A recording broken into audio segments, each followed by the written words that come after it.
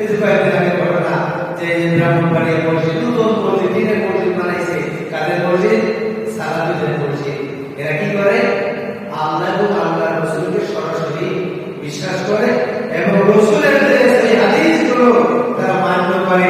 সাল্লু কামা রাআইতুমুনি উসাল্লি, সালাত ওইরকম যেরকম আমাকে করতে দেখো। সালাফিরা কি করে? আল্লাহ রাসূল যেভাবে সালাত করছে ওইভাবে করার চেষ্টা করে, ওই কথা বলে যেটা আল্লাহ এবং আল্লাহ রাসূল বলেছেন। তাদের মসজিদগুলো ভাঙা হতেছে, অথচ মিছিল হইতেছে কার? যে মসজিদে আস্থা নিয়ে বহু চিন্তা। ইহুদিরা মুসলমানদের উপরে নির্যাতন করতেছে, ইহুদিরা মসজিদ দখল করে রাখছে, ইহুদিরা সেখানে মুসলমানদেরকে মসজিদে ইবাদত করতে দেয় না। আর বাংলাদেশের মুসলমানরা কি করতেছে?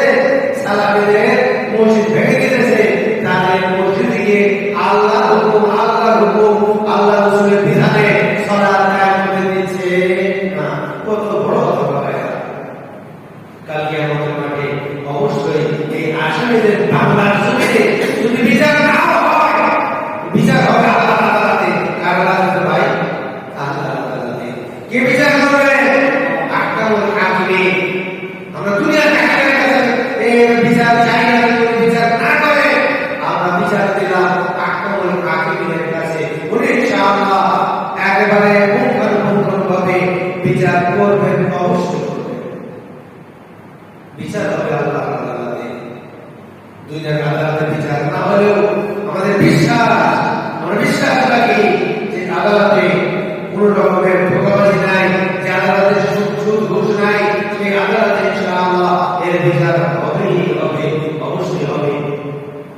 যারা ভাঙছে এদের বিচার হবে, যারা ভাঙতে নির্দেশ দিয়েছে এদের বিচার হবে, বড় বড় সদাবাজারা আছে এদের বিচার হবে, বড় বড় পার্টিওয়ালারা আছে এদেরও বিচার হবে ইনশাআল্লাহ। বিচার থেকে কেউ বাঁচবে না। লজ্জা করে মসজিদ ভাঙতেছে, মসজিদ বাইতুল্লাহ, আল্লাহর ঘর, এখানে গান হয় না, এখানে বাদ্যযন্ত্র বাজে না, এখানে কোনোটাই হয় না, শুধু হয় সালাত, সালাত পড়া হয়, কোরআন তেলাওয়াত করা হয়। সেই সব মসজিদ কি করতেছে? মনে করতেছে মসজিদ ভাঙা ইবাদত, অথচ জেরুজালেমের মসজিদ, মসজিদে আকসা নিয়ে বড় চিন্তা, এখানে মিছিল করতেছে। নাউজুবিল্লাহ। এই সমস্ত আলেমদের যারা ওখানে মিছিল করে, অথচ বাংলাদেশে সালাফিদের মসজিদগুলো ভাঙতেছে। আল্লাহ রাব্বুল আলামিন